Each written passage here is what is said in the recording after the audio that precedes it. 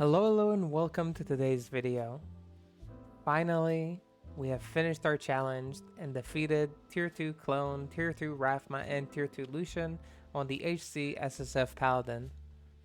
This is the first time I've been doing Tier 2 kills on Paladin, and yeah, it is so many things at the same time.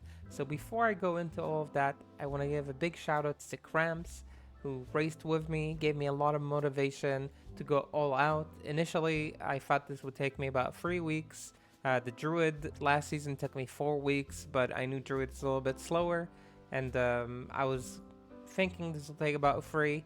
We ended up doing it in 2, and some of it in part is due to the motivation that he gave me. He was a really fun dude to race with, and I'm really happy that he was willing to do this alongside me. So with that said, let's talk a little bit about the journey, how we started, how we kind of went along the way. So on our first day on HC SSF, we died. Not only once, we died twice. We got to hell difficulty twice and we died, and it was a pretty big blow to us. Like it wasn't that simple to deal with, because it basically set us back like almost a full day. And on day number 2, we got right back into it. We died again in hell difficulty in a moment of like carelessness, and that was when I got like my wake-up call that when I'm playing HC, I need to be more focused. I need to take my time with whatever doesn't require, speeding through. And yeah, we kind of got into that correct pace where I don't put myself in risk. So that was kind of like our first 2 days. After that, on day number 3, we took down Ubers and decloned, got ourselves, a torch, not a Paladin torch, but, an Annie.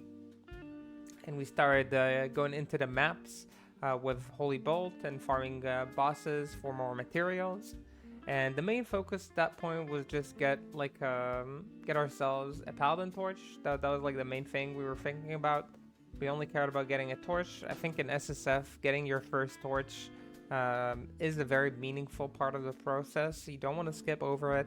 Even if you want to hop over into the maps already, getting a torch will really help you pace yourself up. And so we were heavily focusing on it, trying to get 5+ torches a day. And yeah, that was the main focus at that stage of the challenge. After we got our torch, I think on day 5, we started going into Sacrifice Sanctuary mapping. We got our where did I put it? Over here. We got our Azarath, I believe, on day number 5 or day number 6. And it was an absolute insane weapon to get so early, and it really was. I think this is one of the biggest game changers for us in this journey. It kind of allowed us to farm at an insanely high pace, very safely, very strong, and we were basically just trying to build PDR on it and some sustain, so we can farm as fast as possible, drop as many things as possible, and that was really working out for us. After that, we went with Holy Bolt to kill Raphma in Tier 2, in Tier 0, sorry, not Tier 2, definitely. And we slammed our first Annie, and our first Annie slam was, where is it? It was this one, 49 vit, 24 all res. We weren't too happy with it, but we kind of took what we got and try to use it to the best of our ability. For the most part, through the journey, we were using a 17 EXP Annie. A 10 EXP Annie. I believe it was broken, or maybe it's somewhere here. Oh, this one, 17 all res, 10 EXP Annie. We used it for the XP. I was grinding XP pretty fast, and by that time we're already level 95 before 10 days have passed, and we kept grinding harder and harder. Once we got to the second week, we were pretty much out of the early game. We had the Paladin torch, we had a solid Annie, we had good farming pace. We'd farm maps between 5 to 10 minutes, and we got a lot of drops going on, and we started focusing on getting the gear for Raphma, Clone, and Lucian, and re-rolling a lot of charms, trying to find good charms that will be kind of use to us. And we even found this amazing charm, one of the best charms I found in Pd2. for sure. So yeah, we basically went all out, just looking for as many charms, as many upgrades and parts as we can. Um, Once we got to day number 10 or 11, we finally attempted our first Lucion. And in tier 2, we attempted it with an ethereal grandfather that we had. Where is it? Should be somewhere. I'm not sure where I put it, but oh, there it is. So we had an ethereal grandfather that dropped. It slammed minus fire resistance and it boxed only for free. I was hoping that would be enough for a tier 2 Lucian clear, but sadly the damage on it was super low, which I learned. I learned the hard way. You know, we wasted our entry and we went out empty-handed pretty fast. After that, we continued crafting weapons. We finally hit our Pain Skewer, which is such a monstrous sword. Even on trade, this would be an absolute monster. So we got super lucky hitting like the big one.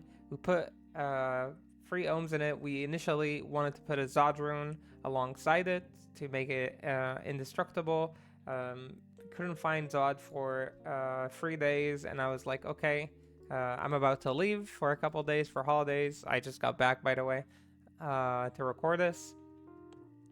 And after we did hit like 3 days and I was about to leave, I figured, okay, let me just put in a minus requirement jewel and we'll go in with as much damage as possible, and hopefully the durability doesn't run out, and run all the free bosses. I was hoping that I could do all 3 bosses on day number 14. That the reason was, there were 2 main reasons. Reason 1 was because I'm leaving for 3 days. I didn't want Cramps to have a chance to beat me while I'm not there. The second reason was because I really wanted to play Hades 2 when it comes out. It should come out like on the 25th, and it was the 22nd when day 14 was going on. So I guess priorities or something, I don't know. But we ended up managing to clear all 3 of them, and I'm really happy we did. Now this challenge was the first time I played HC in Pd2 in general, and the first time I played HC in over 10 or 15 years in Diablo in general. So it was like a new experience for me. I will say that I didn't feel like I need to compromise my clear speed that much for playing HC. I didn't feel like I'm losing a lot, especially on Paladin, who's such a great farmer. He's such a great bosser, extremely safe, extremely strong. So I definitely didn't feel like HC was being a problem. I did try to stay on the safer side, of course, and do a little bit more safety than I normally do, but otherwise it did feel like everything was fine and it wasn't too difficult to kind of overcome this challenge, which I was pretty happy with.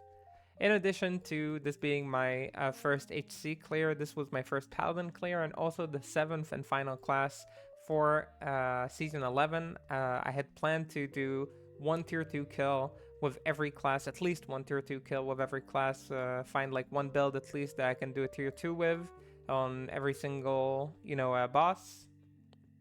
And the reason I wanted to do it is because I wanted to do like a full tour of the classes, and also because for the next season I wanted to be more informed, to be able to help more people with bossing. Last season I was asked a lot of questions about bossing with classes that I've never played, so I wanted to have more information and kind of learn more about it. And I figured for Paladin it would be a nice opportunity to learn from scratch, kind of not go into trade, just buy the gear and do it, just like gain the gear for myself to learn about like how can you adapt and like what can you do with your gear in terms of Paladin charger.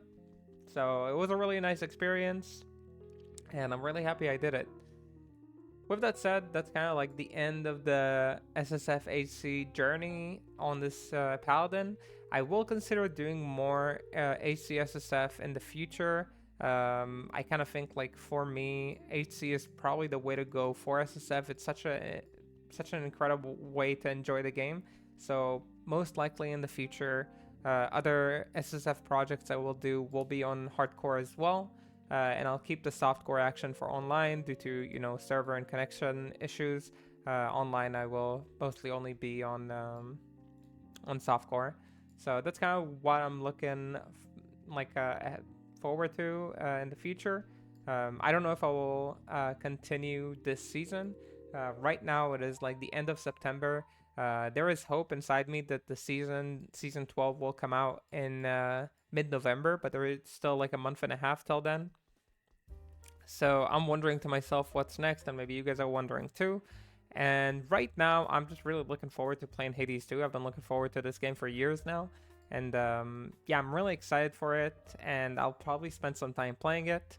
Write to me in the comments if anybody's interested in me uploading that content too. I'll probably make like a community post as well to kind of gauge people's interest, because that is what I'm going to be doing for the near future. I do have a few more videos that I planned on releasing, like the Sacrifice Sanctuary guide that people asked for, that I was using through this challenge, and maybe a few other PD2 related videos. But otherwise, this is pretty much the end of my season, the true end of my season, and I really want to thank everyone who joined either this journey or the entire season 11 journey I've been going through. It was a blast. It was super fun, and it has finally come to somewhat of a close. Other than that, I might do some other stuff if I see the season is not over and I still have more time. But this is kind of like the planned ending that I wanted, so we finally achieved it. With that said, I appreciate you all. Thank you so much for watching through all this time. I'll see you the next stream or the next video, whatever it is about, and well, whatever we're doing at the time. And till the next time, have a good whatever you're having, and bye.